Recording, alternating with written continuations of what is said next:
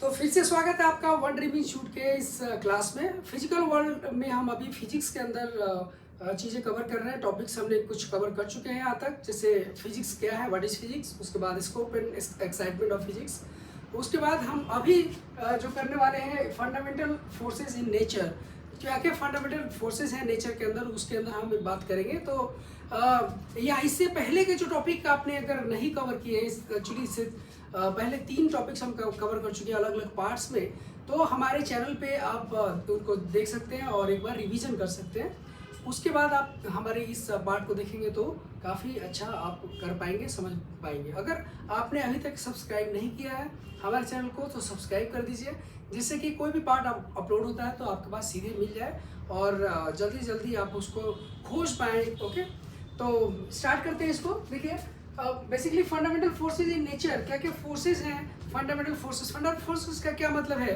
वो फोर्सेस जो एक दूसरे से रिलेट नहीं हो पाती हैं, यानी बिल्कुल एक फोर्स जो दूसरी फोर्स से बिल्कुल अलग तरह से काम करती है, उसका बिल्कुल नेचर अलग है, बिल्कुल उसका जो उसकी वर्किंग अलग है, बिल्कुल वो सेपरेट है। एक को हम दूसरे से कंबाइन नहीं कर पाते, ऐसे को बोलते हैं फंडामेंटल ओके, फंडामेंटल फोर्सेस। और ये फंडामेंटल फोर्सेस जो है वो बेसिकली 4 तरह के होते हैं। वैसे तो देखिए, जो फोर्सेस की जो हम बात करते हैं तो बहुत सारे अलग अलग तरह के फोर्सेस हम बात करते हैं, जैसे कि मस्कुलर फोर्स, या स्ट्रिंग का यूज़ किया तो उसमें टेंशन, स्प्रिंग का यूज़ किया तो उसमें स्प्रिंग फोर्स।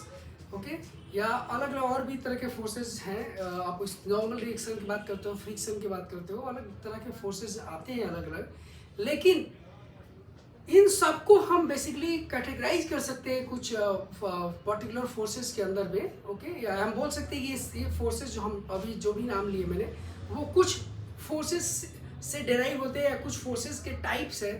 ओके, तो बेसिकली हम बात कर रहे हैं फंडामेंटल फोर्सेस की। वो फोर्सेस जो बेसिकली एक को दूसरे से हम रिलेट करके नहीं आपको डिस्क्राइब कर सकते या हम एक्सप्लेन कर सकते।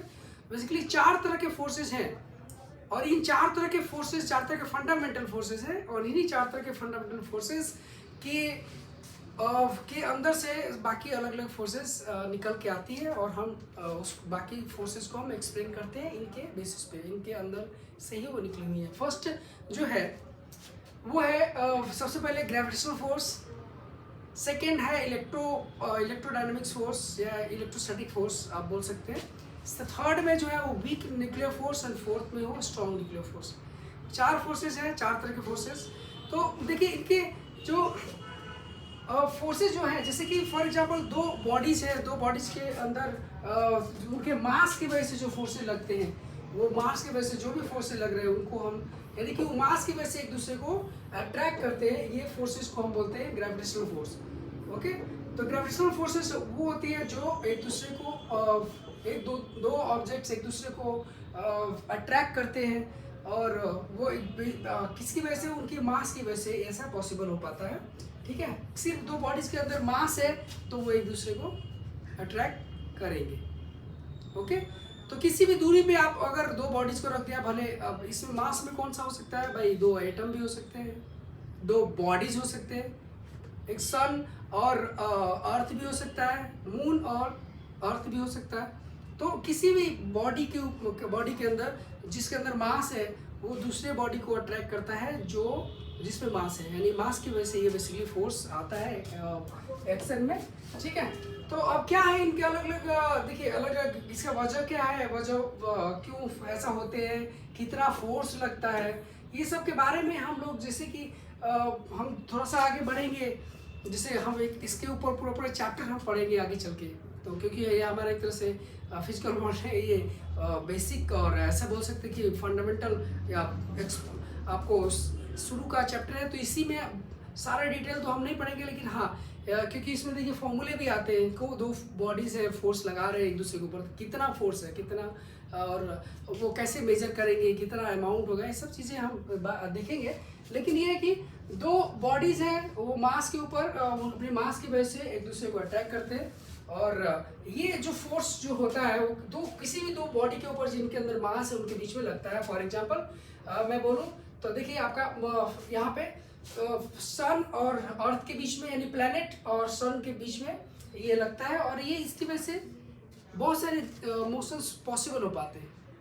फॉर एग्जांपल सन के अबाउट अर्थ चक्कर लगाती है या प्लैनेट चक्कर लगाते हैं, तो ये इनके बीच इसके बीच में जो है बेसिकली मोशन जो है प्लैनेट्स का, वो पॉसिबल हो पाता है ये ग्रेविटेशन की वजह से, फोर्स की वजह से हो पाता है। और वो चीज़ें इसी तरह से और भी बहुत सारी चीज़ें जो है एक्सप्लेन होती है, जैसे कि गैलेक्सीज एंड दूसरे बॉडीज़ के उनका फॉर्मेशन कैसे हुआ, ये भी ग्रेविटेशन के बेसिस पे हम एक्सप्लेन कर पाते हैं। ग्रेविटेशनल फोर्स की वजह से हम यहाँ पे एक्सप्लेन कर पाते हैं कि ग्रेविटी, ओके, ये चीज़।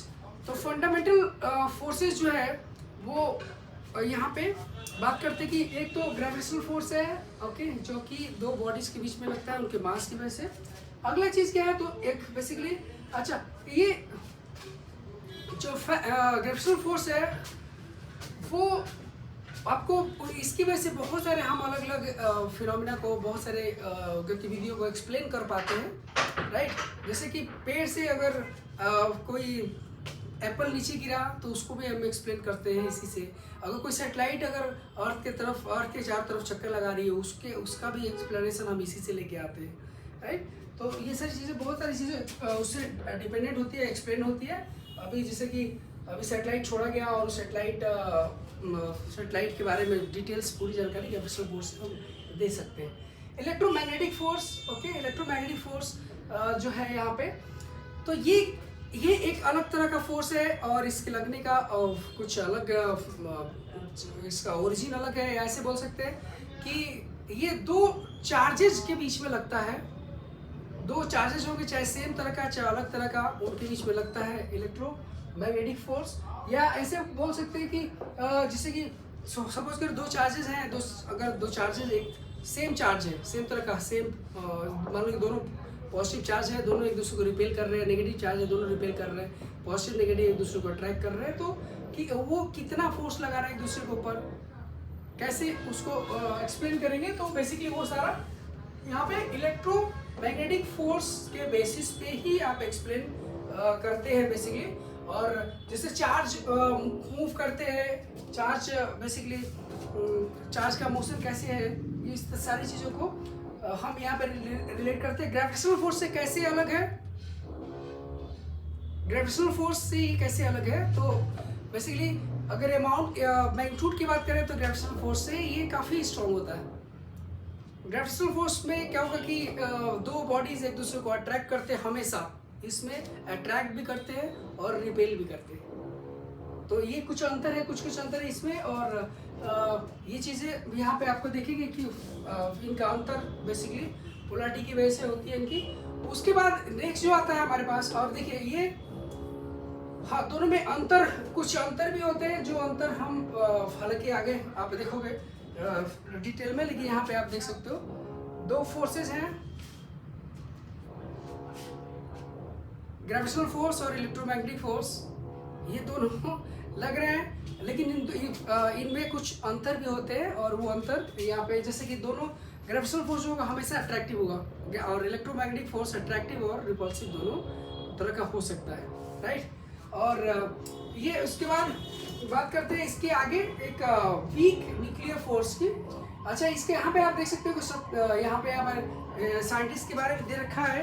तो सत्येंद्र नाथ बोस जो थे, ये इन्होंने काफ़ी अच्छे जो है ना इन्वेंशन किए हैं, और उसके बेसिस पे काफ़ी चीज़ें निकली थी, जैसे बहुत सारे फिनोमेनास को, जैसे बोस आइंस्टीन स्टैटिक्स, इसके बारे में इन्होंने पूरा एक्सप्लेन किया। आप इसको पढ़ सकते हैं, और इनके जो इन्वेंशंस है उसके बारे में जान सकते हैं। बहुत इंपॉर्टेंट इन्वेंशन कर रहा है और योगदान रहा हुआ है, ठीक है। तो उसके बाद नेक्स्ट हम बात करते हैं कि स्ट्रॉन्ग न्यूक्लियर फोर्स क्या है। स्ट्रॉन्ग न्यूक्लियर फोर्स बेसिकली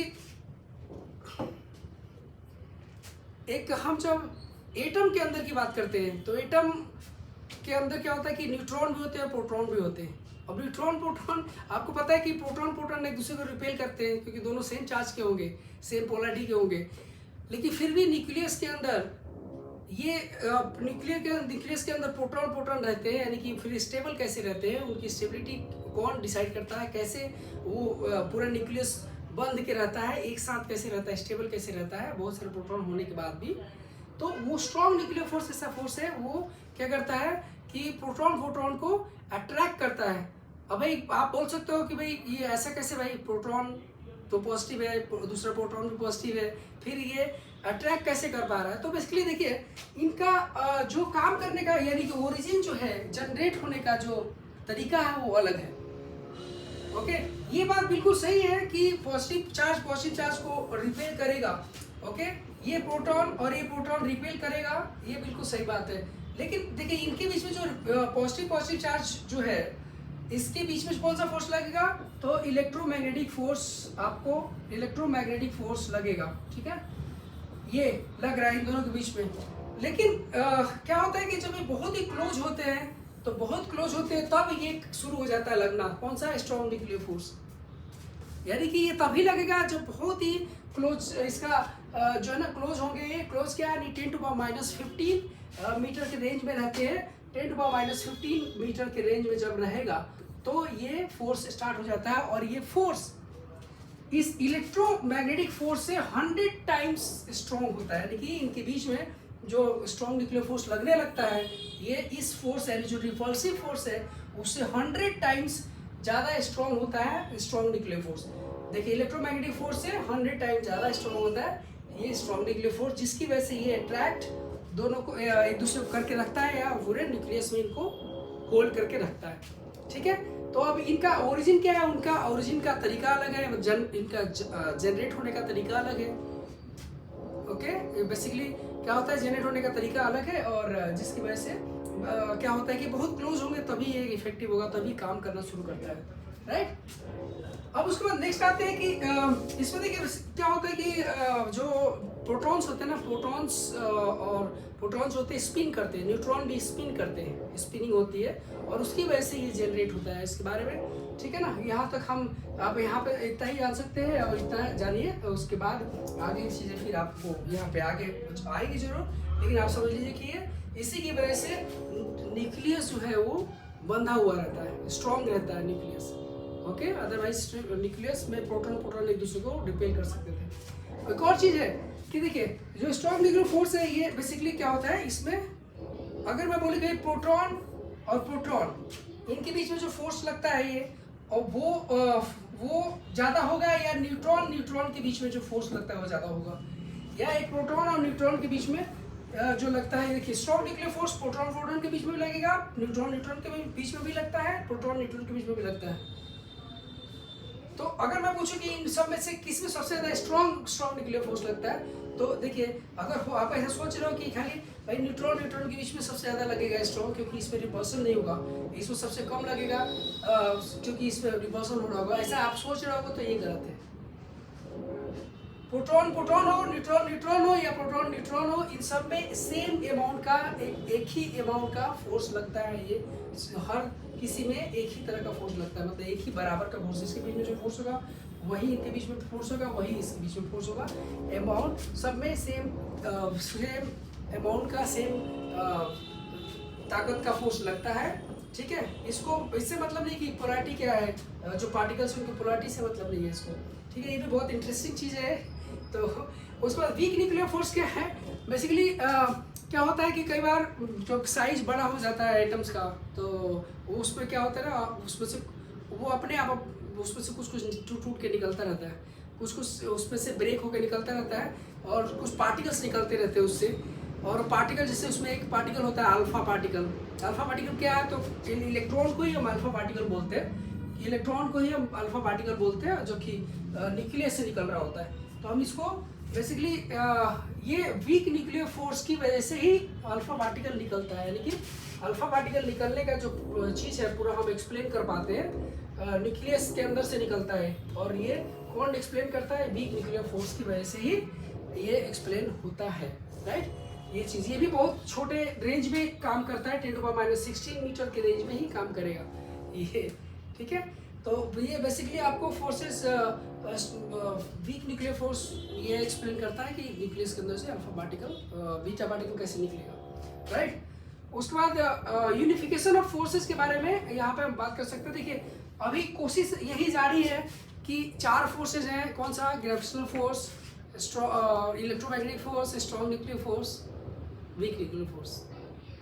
कोशिश यही है कि चारों को एक ही नियम से हम एक्सप्लेन कर पाए, चारों को हम एक ही नियम से हम उसको मतलब उसको हम सब उसके बारे में जानकारी दे पाएँ और एक्सप्लेन कर पाएँ, उस सबको एक सभी के ऊपर एक ही नियम लगा दे, एक ही रूल लगा दे। हम इसकी ये जो कोशिश हो रही है उसी को बोला जाता है कि भाई ये यूनिफिकेशन फोर्सेस, चारों फोर्सेस को एक बनाने का एक रूल से या एक इक्वेशन से हम कंबाइन कर पाएँ, उसको बेसिकली कोशिश जारी है। और हो सकता है आने वाले समय में कुछ ऐसे मेंशन हो जाए जिससे कि हम एक ही इक्वेशन से या एक ही तरह के कुछ लॉ वगैरह हैं या कुछ ऐसे चीज़ों, कुछ सेट ऑफ इक्वेशंस बन जाए जिससे कि हम सबको एक ही जगह पे हम एक्सप्लेन कर पाए, एक दूसरे से रिलेट है ये भी हम एक्सप्लेन कर पाए, या क्या रिलेटेड है एक दूसरे से उसके बारे में हम बात कर पाए।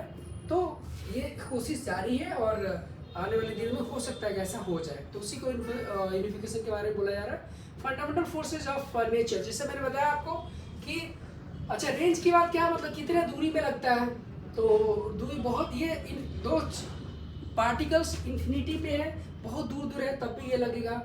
Okay, gravitational force. उसी तरह से अगर मैग्नेटिक फोर्स कैसे लगता है, तो इलेक्ट्रोमैग्नेटिक फोर्स ये भी बहुत दूर दूर पे है फिर भी ये लगेगा। चार्ज पार्टिकल्स के बीच में लगता है और सारे ऑब्जेक्ट्स के बीच में जिनके पास मास है। ठीक है, उसके बाद अभी वीक न्यूक्लियर फोर्स और स्ट्रॉन्ग न्यूक्लियर फोर्स। तो वीक न्यूक्लियर फोर्स के बारे में बता दिया मैंने, रेंज आपको बता देता मैं, इसका 10⁻16 मीटर बहुत ही क्लोज होंगे तभी मतलब जो पार्टिकल्स होंगे बहुत क्लोज होंगे तभी जाके ये फोर्स एक्टिव होता है, काम करना शुरू करता है, अदरवाइज नहीं करता। ओके, और उसी तरह से आपको बहुत ही ये भी आपका स्ट्रॉन्ग न्यूक्लियर फोर्स भी बहुत कम रेंज में लगता है। जब जैसे रेंज बढ़ जाएगी, दूरी बढ़ जाएगी पार्टिकल्स के बीच में, ये काम करना बंद कर देता है। ठीक है, ये चीज़ें यहाँ पे आप देख सकते हैं। तो यहाँ पे ठीक है, ये सारी चीज़ें चार ये जो फोर्सेज आपको बता रहा हूँ मैं सारे, राइट। धीरे धीरे ये चीज़ें हो सकता है कि आने वाले दिनों में हम एक ही पार्ट्स में एक ही लॉ से हम एक्सप्लेन कर पाए। तो राइट, और कौन किससे मजबूत है, तो सबसे ज़्यादा स्ट्रॉन्ग जो होता है वो कौन सा होता है? Strong nuclear force, right. उससे ज़्यादा स्ट्रॉन्ग होगा इलेक्ट्रोमैग्नेटिक फोर्स, इससे ज़्यादा स्ट्रॉन्ग होगा वीक न्यूक्लियर फोर्स, और सबसे वीक होगा ग्रेविटेशनल फोर्स। यानी कि सबसे ज़्यादा स्ट्रॉन्ग न्यूक्लियर फोर्स यहाँ पे स्ट्रॉन्ग होता है और सबसे वीक ग्रेविटेशनल फोर्स होता है। ठीक है, ये अगर हम इसके स्ट्रेंथ की बात करें। लेकिन जब देखिए आप सोच रहे हो कि ग्रेविटेशनल फोर्स तो बहुत ही वीक है, क्या कर लेगा ये, क्या होगा लेकिन ऐसा बात नहीं है। बात है कि जब मास बहुत बड़े बड़े हो जाते हैं, मतलब एक अर्थ हो गया और एक मून हो गया, या एक अर्थ और सन हो गया, तो इनके बीच में जो फोर्स होता है बहुत ही लार्ज हो जाता है। ओके, या फिर एक अर्थ हो गया एक और एक मैन हो गया या ऑब्जेक्ट हो गया, तो इनके बीच में जो फोर्स होगा वो काफ़ी लार्ज हो जाता है। ओके, क्योंकि इन दोनों में से कोई एक ऑब्जेक्ट लार्ज है, दोनों ऑब्जेक्ट है, दोनों लार्ज है, तब तो और अच्छा और ज़्यादा फोर्स होगा। लेकिन कम से कम एक भी बड़ा है ऑब्जेक्ट, तो ये इनके बीच में जो ये काफ़ी बड़ा फोर्स ये हो जाता है, इसकी वैल्यू काफ़ी बड़ी हो जाती है, राइट। तो यहाँ तक आप कर लीजिए, और इसके अगले पार्ट में हम और भी देखेंगे। अगर आपने इससे पहले वाले पार्ट्स नहीं देखेंगे तो आप रिवाइज कर लीजिए, जिससे कि सारी चीज़ें आपको क्लियर हो जाए। और अपने दोस्तों तक आप इसको शेयर करिए, और आप खुद भी आप इसको सब्सक्राइब करिए, जिससे कि जैसे कि कोई भी पार्ट आता है तो आपके पास तुरंत चला जाए। ओके, तो थैंक यू।